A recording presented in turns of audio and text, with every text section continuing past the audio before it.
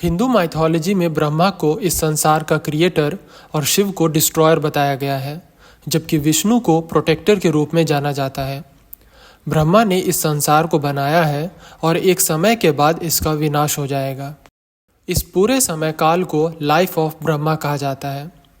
इस पूरे समय को दिन और रात में बांटा गया है। ब्रह्मा के पूरे समय काल में 36,000 दिन और इतनी ही रातें हैं, अर्थात ब्रह्मा की आयु को 100 वर्षों का बताया गया है। ब्रह्मा के 100 वर्ष पूरे हो जाने के बाद यह सृष्टि समाप्त हो जाएगी और पुनः शून्य से सब कुछ का आरंभ होगा। ब्रह्मा के एक दिन को एक कल्प कहा जाता है, जो कि ह्यूमन ईयर के अनुसार 4.32 बिलियन ईयर का होता है। इस एक कल्प को भी दिन और रात में बांटा गया है, जिसमें 14 दिन, जिसे मनवंतर कहते हैं, और इतनी ही रातें हैं।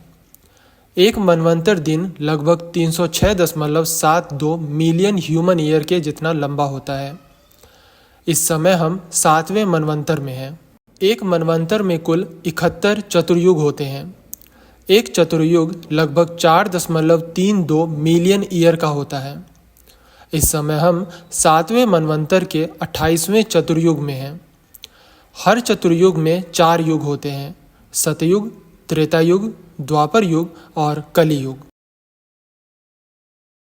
इस पूरे समय काल को डिवाइन ईयर्स में भी बताया जाता है, जहां एक डिवाइन ईयर 360 ह्यूमन ईयर के बराबर होता है। श्रीमद् भगवद गीता के अनुसार सतयुग 4800 डिवाइन ईयर लंबा है, अर्थात सतयुग का समय काल 17,28,000 ह्यूमन ईयर्स के बराबर है। वहीं त्रेता युग 3600 डिवाइन ईयर का होता है, अर्थात त्रेता युग का समय काल 12,96,000 ह्यूमन ईयर्स का है। द्वापर युग में 2400 डिवाइन ईयर्स हैं, अर्थात द्वापर युग में 8,64,000 ह्यूमन ईयर्स होते हैं, जबकि कलियुग 1200 डिवाइन ईयर का है, मतलब इसमें 4,32,000 ह्यूमन ईयर्स होंगे।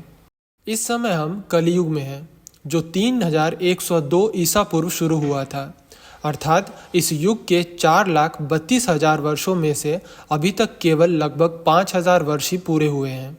चारों युगों का समय काल दर्शाता है कि चारों युग 4.3.2.1 के अनुपात में हैं, जिनका कुल योग 10 होता है।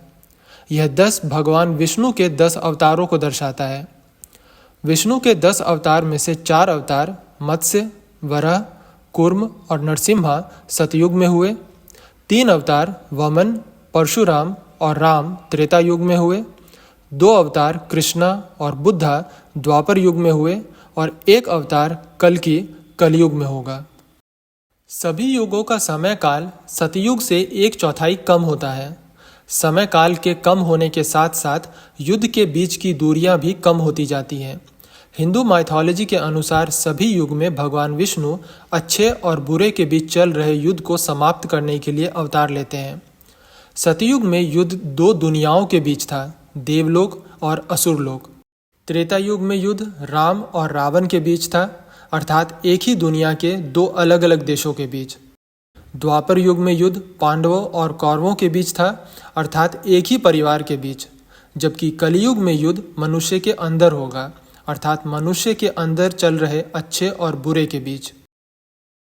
इस तरह हिंदू माइथोलॉजी के अनुसार चारों युगों के समाप्त होने के पश्चात पुनः सबका आरंभ होगा और यह चक्र यूं ही चलता रहेगा।